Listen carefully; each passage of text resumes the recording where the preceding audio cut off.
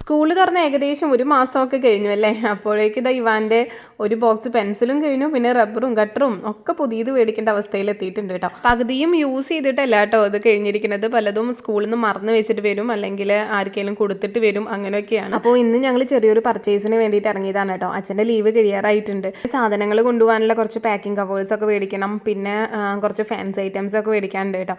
അപ്പോൾ വള കണ്ട ഒരു ക്രേസാണ്, ഒന്ന് നോക്കി നിന്ന് പോകട്ടോ. ഇപ്പോൾ കല്ലൂസിന് വളോട് വലിയ ക്രേസ് ഇല്ല, പക്ഷേ എന്നാലും നല്ലതൊക്കെ കണ്ടിട്ടുണ്ടെങ്കിൽ അവൾക്ക് മേടിച്ച് കൊടുക്കും കേട്ടോ. ചിലപ്പോൾ ഇടും, ചിലപ്പോൾ ഇടില്ല, അങ്ങനെയാണ്.